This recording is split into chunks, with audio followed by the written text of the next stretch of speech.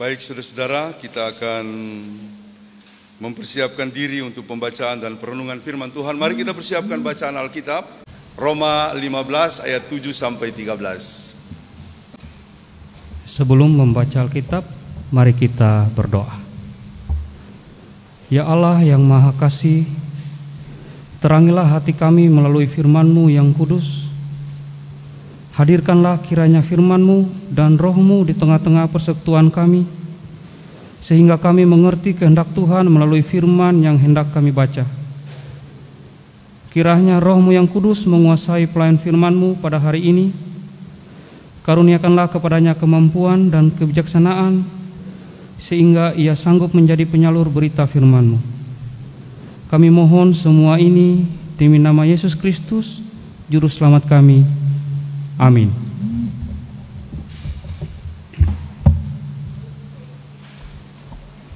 Roma pasalnya yang ke-15 ayat 7 sampai 13.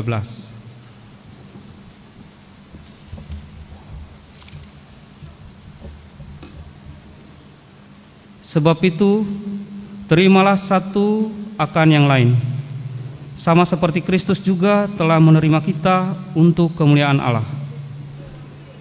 Yang aku maksudkan ialah bahwa oleh karena kebenaran Allah, Kristus telah menjadi pelayan orang-orang bersunat untuk mengokohkan janji yang telah diberikannya kepada nenek moyang kita, dan untuk memungkinkan bangsa-bangsa supaya mereka memuliakan Allah karena rahmat-Nya, seperti ada tertulis. Sebab itu, aku akan memuliakan Engkau di antara bangsa-bangsa dan menyanyikan mazmur bagi nama-Mu. Dan selanjutnya, bersukacitalah hai bangsa-bangsa dengan umat-Nya. Dan lagi, pujilah Tuhan hai kamu semua bangsa-bangsa, dan biarlah segala suku bangsa memuji Dia. Dan selanjutnya kata Yesaya, Taruk dari pangkal Isai akan terbit, dan ia akan bangkit untuk memerintah bangsa-bangsa, dan kepadanyalah bangsa-bangsa akan menaruh harapan. Semoga Allah, sumber pengharapan, memenuhi kamu dengan segala sukacita dan damai sejahtera dalam iman kamu, supaya oleh kekuatan Roh Kudus kamu berlimpah-limpah dalam pengharapan. Yang berbahagia ialah mereka yang mendengarkan firman Allah dan yang memeliharanya. Haleluya. Haleluya. Haleluya. Haleluya. Pertama-tama saya menyapa kita baik dalam rumah ibadah ini dan juga jemaat yang mengikuti ibadah ini secara online melalui live streaming. Shalom. Maroso. Saudara-saudara, saya juga ingin menyapa Oma, orang tua kita, Ibu F. Penyamisi Gelipu, Oma Gian. Selamat bergabung setelah lama kita harus berjarak, sebagian harus di rumah, kini boleh hadir. Juga Papa Meli bersama keluarga ada bersama-sama dengan kita, dan barangkali yang lain ada Pak Ritson bersama keluarga Elsafan. Yang ada yang baru? Ada yang baru hadir? Kalau ada yang baru hadir, selamat datang. Tentu spesial buat Oma Shirley Bando ya. Hari ini Oma bawa Dwi lagi begitu ya. Saya cuma dengar ya. Mudah-mudahan jadi kenyataan ya. Mudah-mudahan jadi kenyataan. Jadi sebentar habis ibadah ini kita ada acara makan Dwi, makanan khas kita ya. Makanya khotbah saya nanti tidak terlalu panjang-panjang ya, Ibu Dian ya. Yang berikut selamat ya buat panitia, Bu Dian, Pak Ritson dan majelis Pospel, baik juga dari kita dari Gloria yang sudah dilantik, ditetapkan menjadi panitia.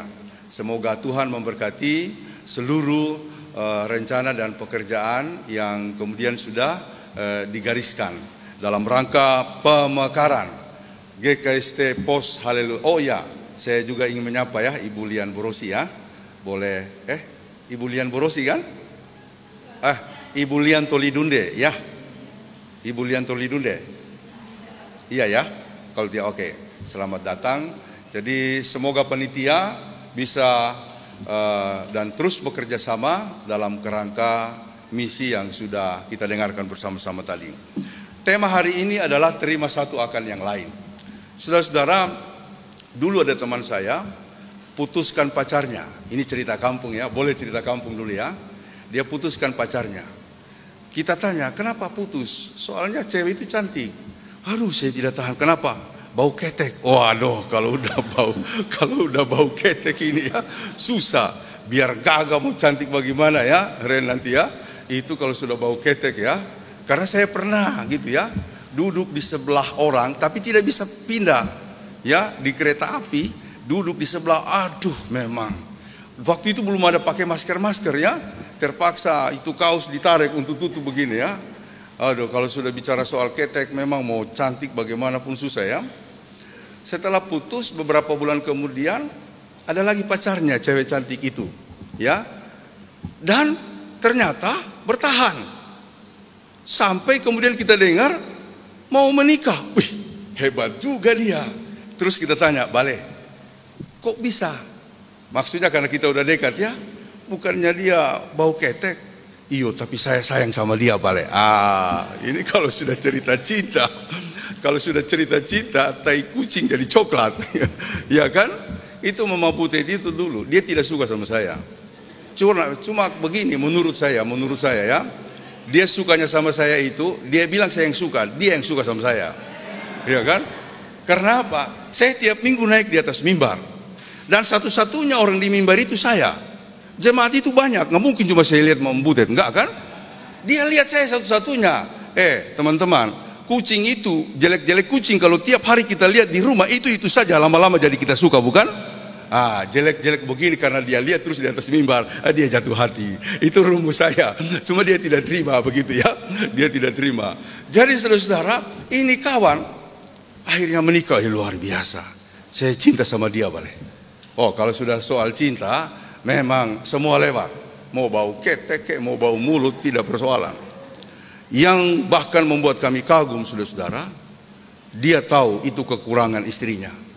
Tapi akhirnya beres. Kami tanya, kenapa sampai hilang? Saya pakai cara. Apa caranya?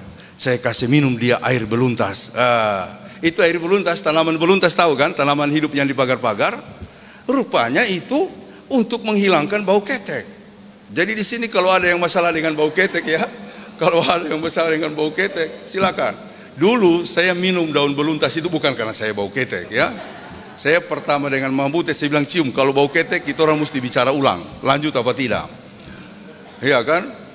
Nah, saudara-saudara, dulu saya pernah minum karena Oma, waktu saya di Makassar, saya pernah sempat terlalu sering di Tanjung Bunga itu ada warung makan Toraja. Itu makan B2 campur pangi, itu tiap hari. Kalau datang kiriman memang gosok, tensi tinggi. Oma bilang memang kamu ini golojo, ya kan? Sudah, Oma lalu ambil di depan rumahnya ada pohon beluntas, tanaman beluntas, dia ambil 3 pucuk, dia rebus. Dia bilang Pines minum. Sorenya turun. Jadi kalau saya tensi naik, saya minum daun beluntas. Nah, kawan ini dia pakai daun beluntas untuk mengobati ketek istrinya. Wah, luar biasa. Jadi saudara-saudara, menurut saya, kalau hari ini kita berbicara soal terimalah satu dengan yang lain, kalau kita mau saling menerima, maka prinsip yang pertama adalah kita harus menyukai. Yang kedua, kita harus mampu memahami. Yang ketiga, kita harus punya semacam prinsip saya butuh orang lain, saya tidak bisa hidup. Yang lain kita menghargai, lalu kita menopang dia. Jadi saya tidak cuma suka lalu saya tidak topang, hanya karena kekurangannya saya tolak. Jadi kita harus saling menerima. Saudara-saudara, saya akan mulai dengan yang pertama, kita harus saling menyukai. Apalagi dalam gereja, di dalam gereja ini kan kita punya prinsip-prinsip pelayanan itu bukan berdasarkan saya, tetapi berdasarkan Kristus. Ya, dikatakan dalam beberapa ayat Alkitab bahwa ya kita harus saling menerima. Dikatakan apabila kamu mengasihi orang yang mengasihi kamu, apakah upahmu? Bukankah pemungut cukai juga berbuat demikian? Kata Yesus dalam Matius 5 ayat 46. Kalau dalam rangka berjemaat, saya cuma suka dengan Ibu Ros karena dia baik. Saya kira itu belum. Sebab orang yang disebut pemungut cukai juga melakukan hal yang sama. Atau saya suka dengan Sita karena dia baik, suaranya bagus, tetapi yang lain saya tidak suka, itu juga belum. Karena hal yang sama juga dilakukan oleh orang yang berdosa. Jadi kita harus mampu untuk menyukai orang sekalipun dia tidak kita sukai. Mau wow, jatuhnya ketekan di bahasa pemonanya, Ibu Dian? Kariki ya kan? Kariki ya. Mau wow karikinya atau bagaimana? Ya, itu dia teman saya. Dan dia lakukan itu ya. Jadi saudara-saudara, kita harus belajar untuk menyukai. Dan saya secara khusus ya menghargai bapak saya karena ceritanya dulu begini.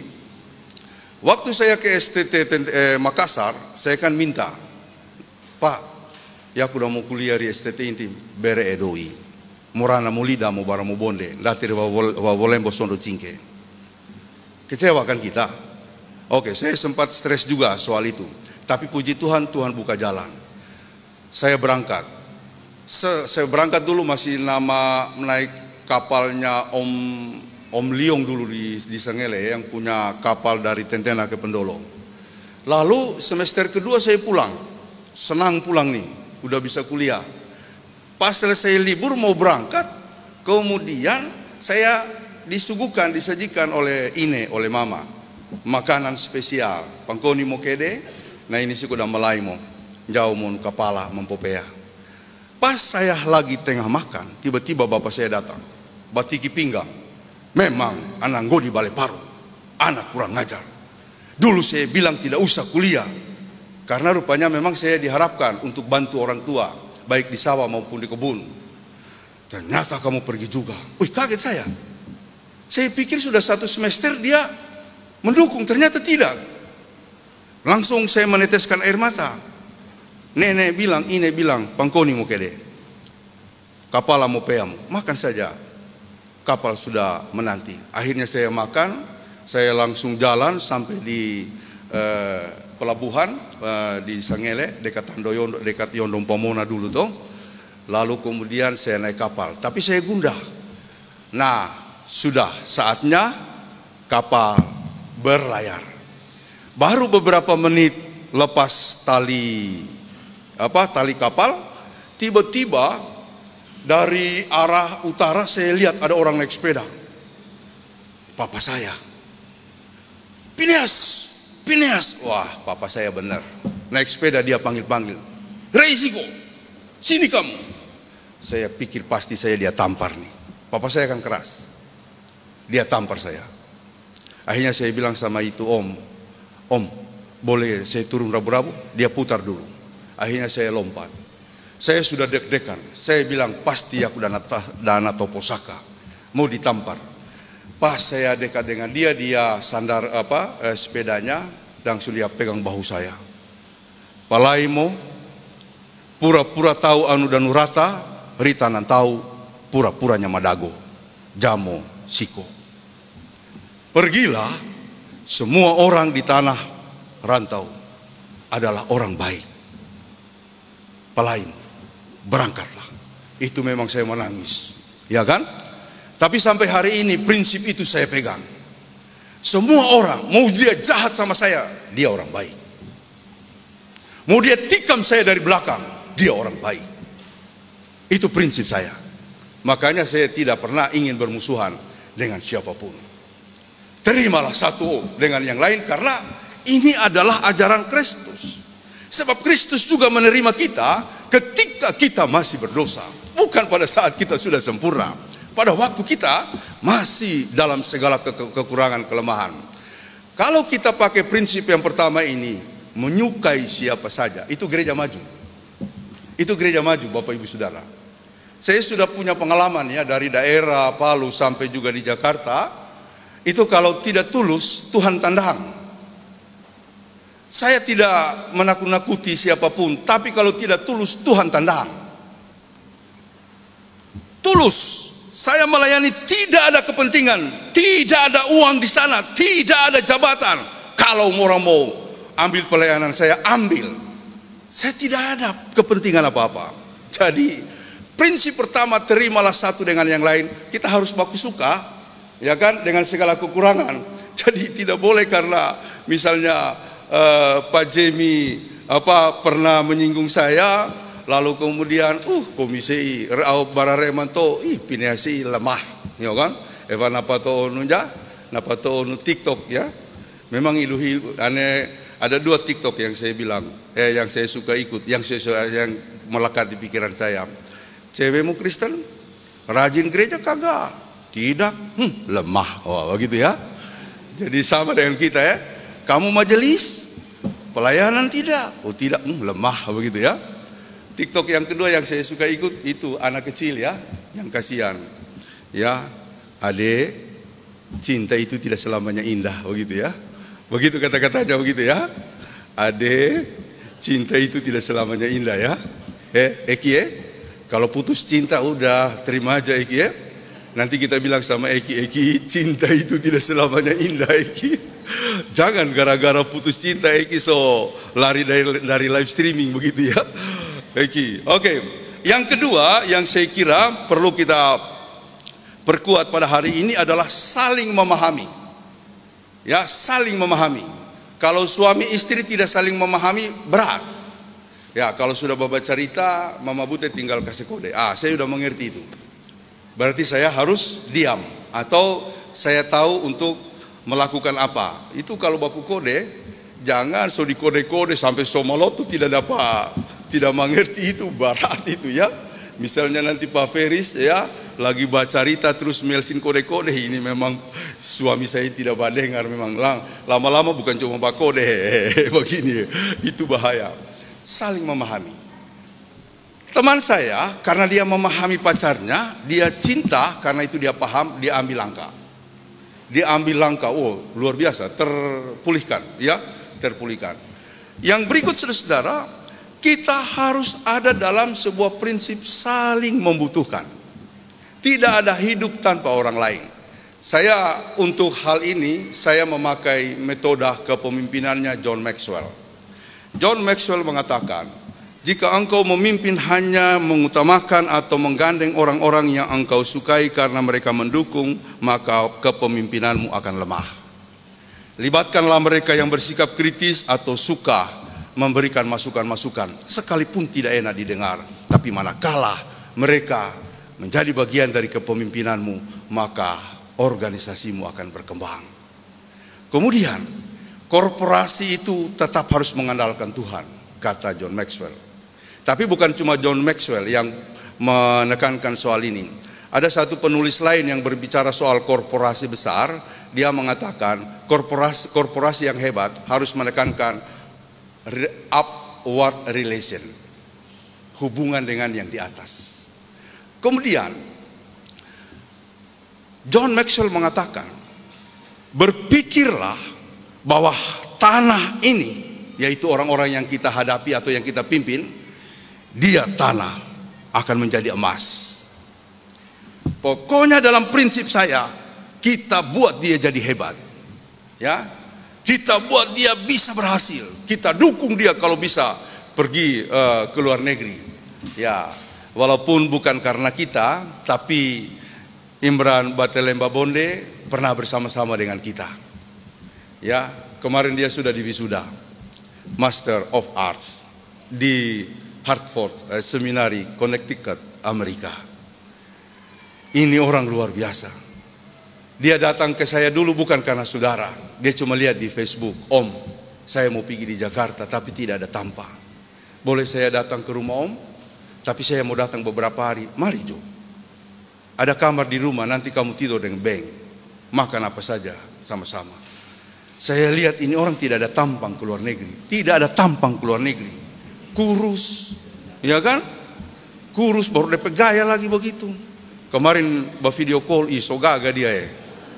Video call beberapa jam mau diwisuda. Oh, mau diwisuda saya. Oh, dia mulai pewe mataku. Tidak ada, andil kita tidak ada. Cuma saya selalu terharu orang yang berhasil. Dia itu bukan soal IQ kecerdasannya. Tapi yang saya anggap cerdas dalam dirinya adalah Dia mampu bertahan dan mampu berkorespondensi secara kontinum dengan orang-orang yang sekarang ini membuat dia berhasil. Ada Hans Hamakaputra, ada Nindyo Sasongko, ada itu siapa itu orang Ambon itu. Ada beberapa orang. Dia, ya, saya sebut ini kalau dia datang nanti kita tidak berani bilang toh. Nanti dia akan datang tanggal 3. Dia akan melaksanakan proyeknya. Jadi dia sudah diwisuda, secara akademik sudah selesai, tetapi masih dia punya proyek peace building yang akan dia olah di Poso. Nah, setelah itu baru dia kemudian dievaluasi lagi untuk bulan November nanti. Saudara-saudara, buatlah orang lain itu berhasil. Ya, buat orang lain berhasil. Kemudian John Maxwell mengatakan, selalulah mencari orang, siapa yang ingin saya kembangkan. Jangan cuma tertutup hanya memikirkan anak-anak, ponakan, saudara-saudara. Buka mata untuk melihat siapa yang bisa saya kembangkan dalam hidup ini. Karena harta yang kita punya bukan semata-mata diberikan untuk kepentingan pribadi, melainkan dibagikan oleh Tuhan supaya engkau berbuat baik. Itu yang kita tidak lakukan. Jemaatlah tempat kita untuk kemudian berpikir, siapa yang saya mau bangun? Siapa yang saya mau bantu? Siapa yang saya mau berikan? Kalau tidak ada itikat memberi, tidak ada itikat membuat orang lain berhasil, Tuhan tidak akan buat kita berhasil. Itu prinsip yang saya terima dari John Maxwell. Jadi buatlah orang lain berhasil. Cari tiap hari. Pueh incema udah kutulung. Ya, kalau perlu nanti masing-masing kita yang punya kelebihan bangun yayasan seperti Pak Ritson, mengabdikan diri untuk orang susah. Karena Pak Ritson dulu itu tergelitik untuk membangun yayasan El Safar. Karena waktu dia naik bus, tiba-tiba busnya berhenti. Lalu kemudian ada yang tanya, kenapa berhenti? Ada tukang pijat lewat. Tersinggung Pak Ritson.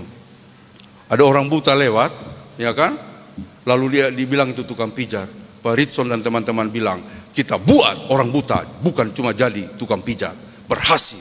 Makanya Mutiara sudah ke siapa yang Mutiara ya, yang sudah ke luar negeri ya, yang sudah ke Paris untuk lomba lagu-lagu klasik. Yang lain-lain sudah lomba-lomba.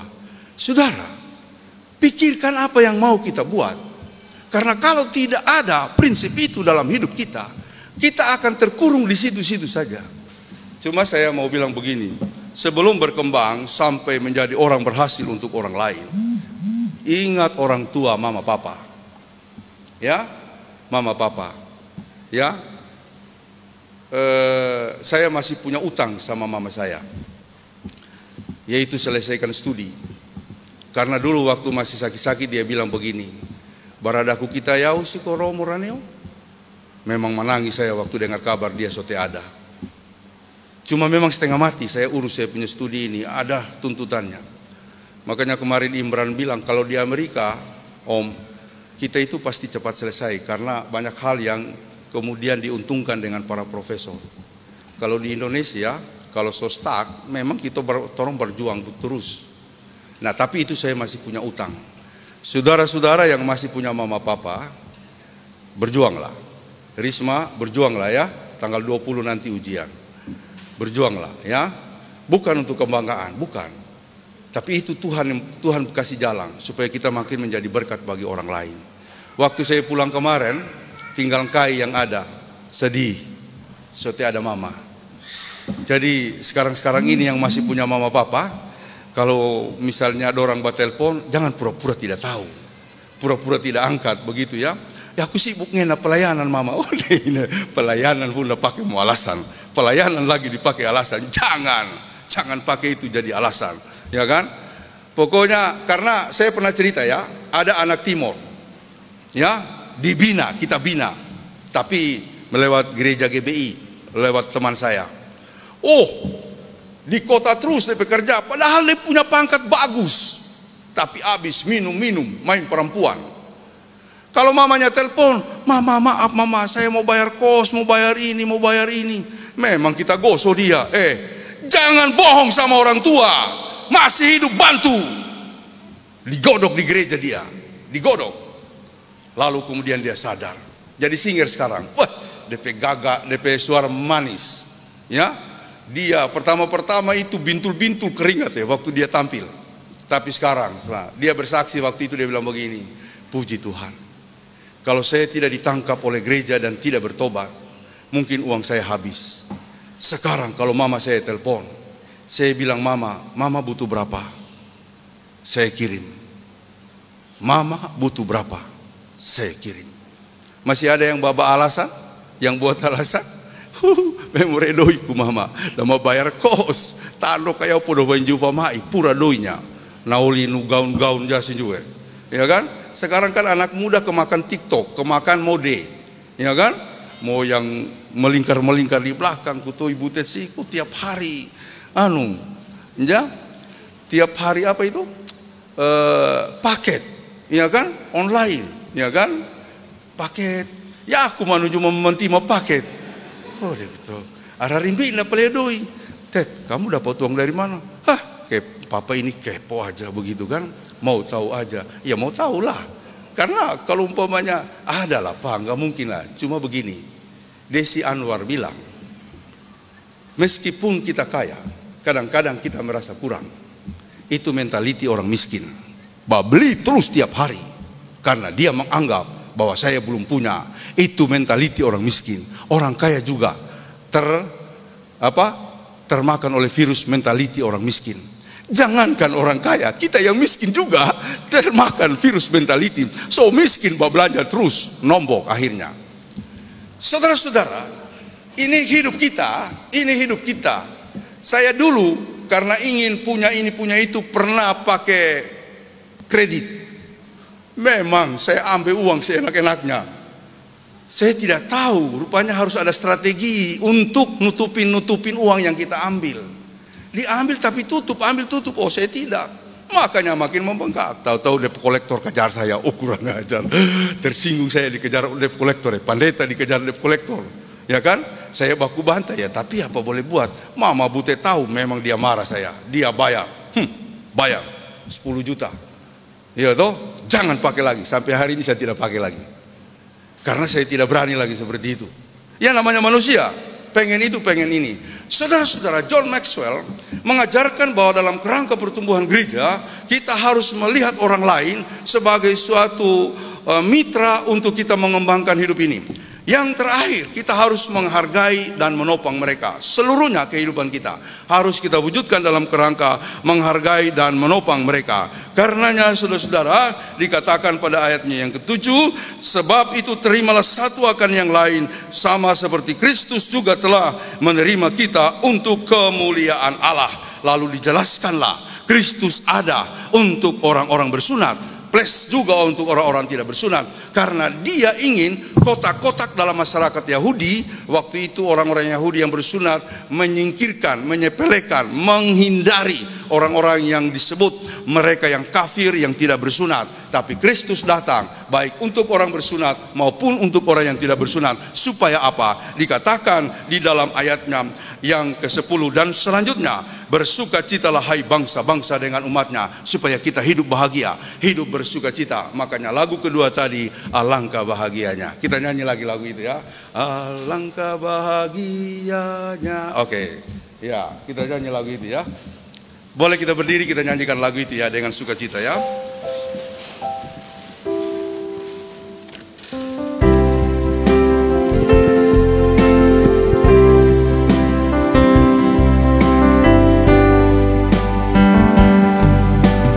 Alangkah bahagianya hidup rukun dan damai di dalam persaudaraan, bagai minyak yang harum.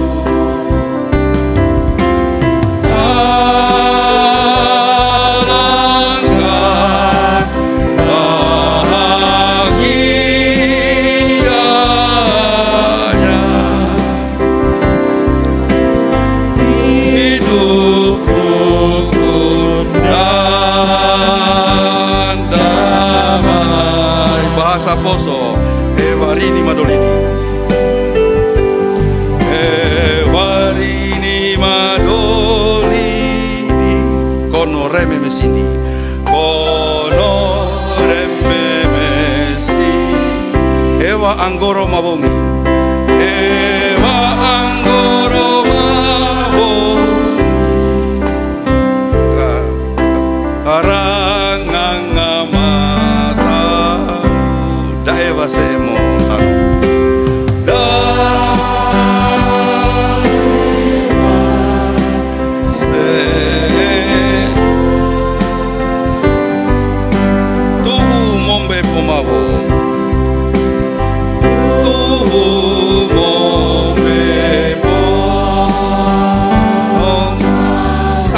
bahasa Poso mea Bapak Imadago mea Bapak Imadago tu mombe pomabong tubu mombe pomabong mainti poka sangkombo mainti poka sangko ane mombe tanondo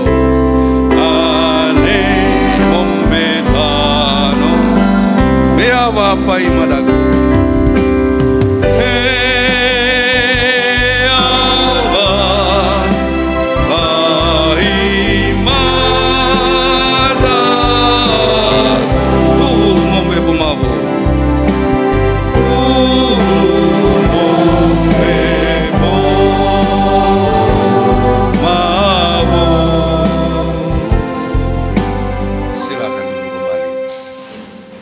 Akhirnya saudara-saudara ayat 13, semoga Allah sumber pengharapan memenuhi kamu dengan segala sukacita dan damai sejahtera dalam iman kamu, supaya oleh kekuatan Roh Kudus kamu berlimpah-limpah dalam pengharapan. Ada amin?